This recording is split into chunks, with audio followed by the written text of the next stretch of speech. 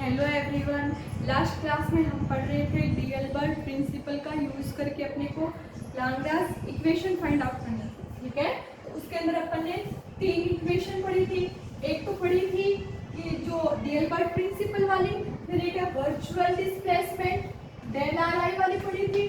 उसके लिए क्या था, summation del are i on del q z delta q z j equal to 1 to n। ठीक है, ये पढ़ी थी।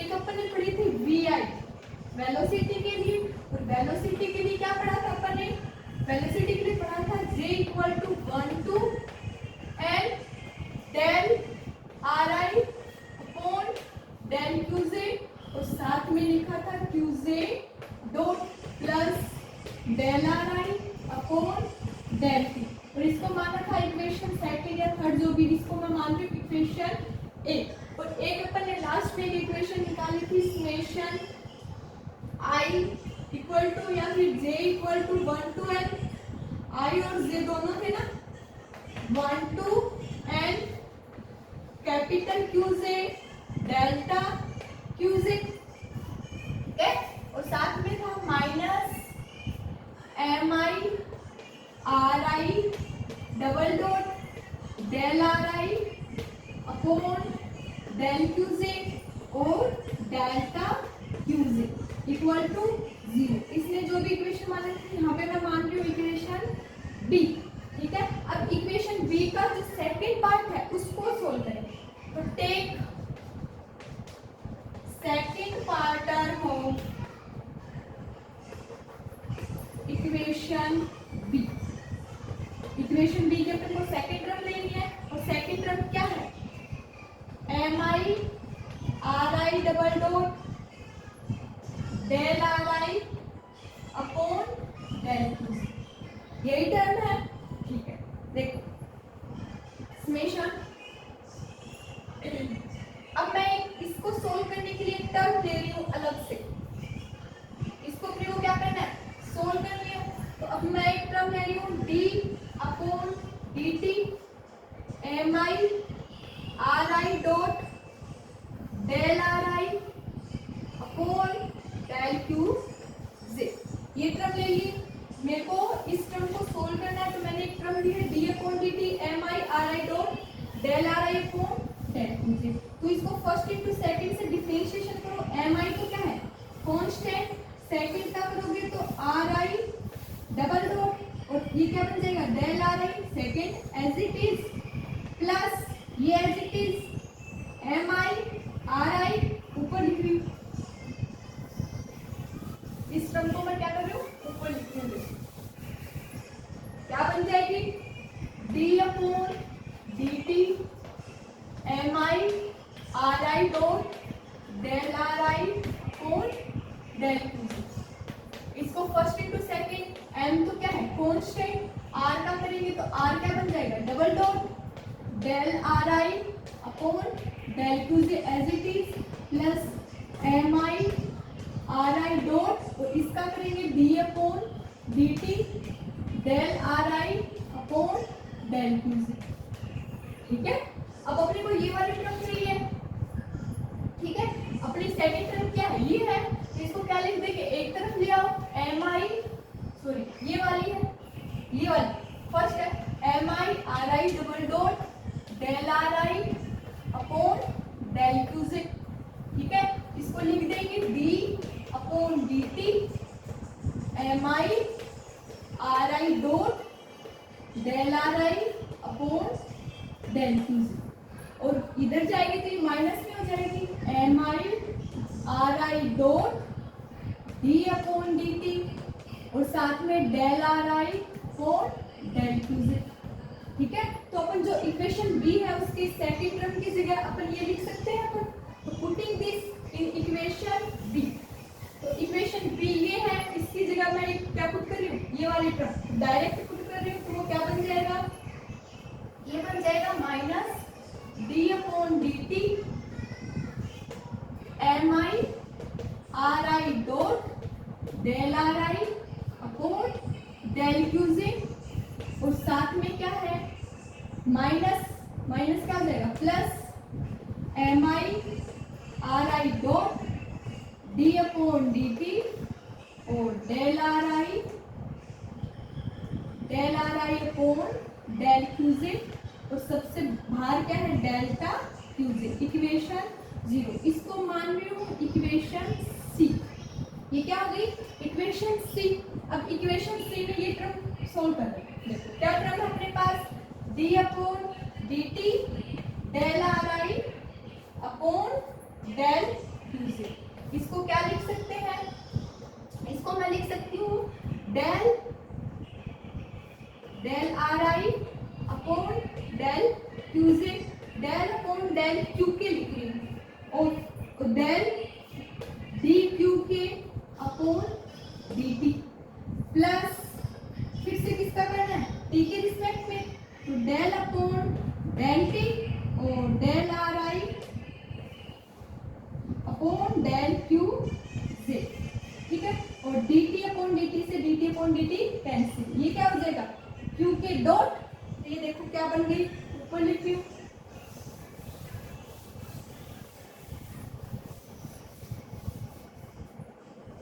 क्या बन जाएगी देखो डी अपॉन डी टी है अपने पास del are I upon del Q z और इसको मैं लिख रही हूँ del upon del Q k और del are I upon del Q z. ठीक है और q k dot plus del upon del t और del are I upon del Q z. ठीक है ये वाली क्रम आ गई अपने पास। अब देखो इक्वेशन जो अपन ने ए माना था v डॉट के लिए v के लिए जो ए माना था वो देखो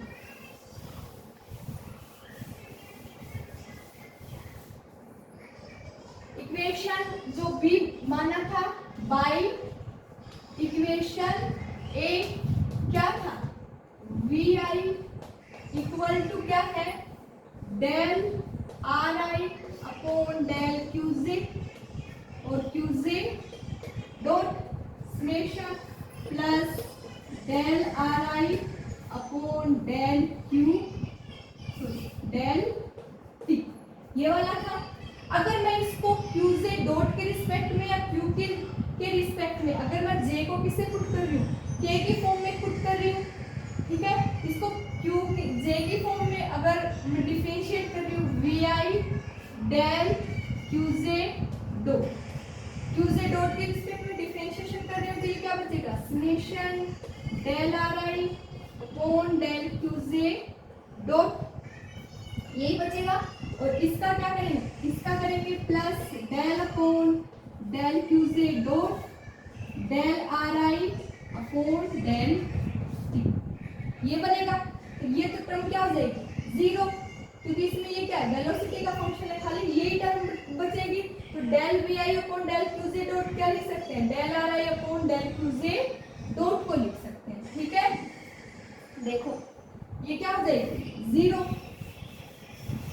तो इसको मान लो इक्वेशन फर्स्ट। ठीक है अब ये क्या हो गई अगर मैं इसके अंदर इसका यूज करूं ये है अपने पास इक्वेशन फर्स्ट। अगर मैं वापस इस इक्वेशन ए का डेल क्यूजी के रिस्पेक्ट में डिफरेंशिएशन करूं तब क्या बनेगी देखो again differentiation this equation with respect to Q के रिस्पेक्ट में अगर इसका फिर से डिफरेंशिएशन करूं ये एज इट इज रखना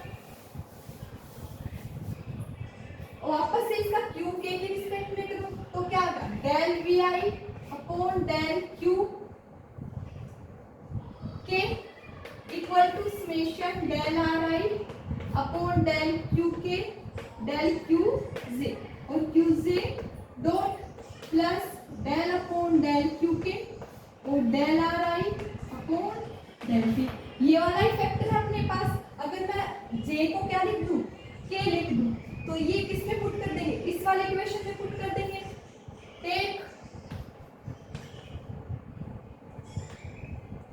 के equal to J then putting this in above equation, तो अबो इक्वेशन क्या बन जाएगी, देखो इस पूरी टर्म की जगह मैं क्या लिख सकती हूँ, del we I upon del q t, तो d upon D T del are I upon del Q j को क्या लिख सकती हूँ मैं, del we I upon del Q k, या क्यू के की जगह क्यू जे, पहले के लिख लो फिर पता चल जाएगा। इसकी जगह मैं लिख सकती हूँ del upon del Q k, या फिर अगर टेक के इक्वल टू जे, क्या हो जाएगा, ये क्या बन जाएगी, D upon D T del are I upon del Q J equal to del we I upon del Q J, equation second, ठीक है। तो putting equation first and second in equation C, तो इक्वेशन सी देखो क्या बन जाएगी, equation first और second दोनों इक्वेशन सी में पुट कर देंगे, तो इक्वेशन सी क्या बनेगी, इक्वेशन सी बन जाएगी summation QJ del QJ I and J 1 to n, और साथ में आएगा, साथ में आ जाएगा minus D upon D T M I R I dot del are I dot upon del Q J dot, ठीक है, minus M I we i या फिर आर आई डॉट और del are I dot upon del Q जे, और साथ में क्या है delta Q J equal to 0, ठीक है। तो देखो आर आई डॉट को अपन लिख सकते हैं v, तो ये पूरी टर्म कैसे कन्वर्ट हो जाएगी, मैंने हर इक्वेशन की वैल्यू पुट कर दी तो इक्वेशन सी इसमें कन्वर्ट हो गई, तो ये अगर इसको पूरी को एक साथ लिखे j 1 to n Q J minus D upon D t, ये क्या होगी m I we i, are I dot v i होता है, और del we I upon del Q J dot minus M i, ठीक है, माइनस माइनस क्या हो जाएगा प्लस एम आई और v I del we I upon del Q j, ठीक है, और सबसे बाहर क्या निकाल दिया delta Q J equal to 0। देखो इसको क्या लिख सकते हैं, हाफ एम वी स्क्वायर लिख सकती हूँ मैं, तो ये क्या बन गया summation I J 1 to n Q J minus D upon D T, और इसको मैं लिख रही हूँ डेल अपॉन डेल क्यू जे डॉट, इसके रिस्पेक्ट में ये कांस्टेंट है half M I we I square, ठीक है, और ये क्या आ जाएगा प्लस, इसको भी लिख सकती हूँ डेल अपॉन डेल क्यू जे, और साथ में half M I we I square, और ब्रैकेट बंद, साथ में क्या delta Q J equal to 0। Half M V square क्या होती है काइनेटिक एनर्जी, जिसको अपन टी से डिनोट करते हैं, तो ये क्या बन जाएगा क्यू जे minus D upon D T del t upon del Q जे dot plus del t upon del Q जे और delta Q J equal to 0। अब क्यू जे क्या है जनरलाइज्ड कोऑर्डिनेट है, और जनरलाइज्ड कोऑर्डिनेट का क्या है वर्चुअल चेंज, तो वो की तो जनरलाइज्ड कोऑर्डिनेट कभी भी 0 पॉसिबल नहीं होगा, क्योंकि वो तो क्या क्या होता है, इंडिपेंडेंट है, तो इसका जो कोफिशिएंट है वो क्या आएगा, इक्वल टू 0। ठीक है, देखो here qz is generalized coordinate,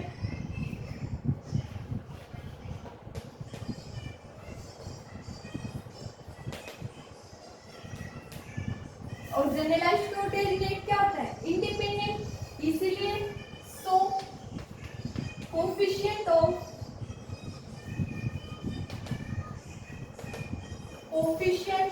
delta qz is equal to 0। इसका कोफिशिएंट अपन क्या ले लेंगे, 0 के इक्वल ले लेंगे, तो क्या आ जाएगा, summation qz minus d upon dt del t upon del qz dot plus del t upon del qz equal to 0। अगर इसको कंप्लीट लिखें तो क्या हो जाएगा, एक साथ समेशन हट जाएगा, 1 to n, that implies d upon dt del t upon del qz dot minus del t upon del qz equal to capital qz। ये अपने पास एक इक्वेशन आ गई लास्ट में, इसको सोल्व करके, और इसी को ही क्या कहते हैं, Lagrange equation. d upon dt del t upon del qz dot minus del t upon del qz is equal to capital qz, और t क्या है, काइनेटिक एनर्जी। ठीक है, और इस इक्वेशन को ही अपन क्या कहते हैं, Lagrange equation. This equation is called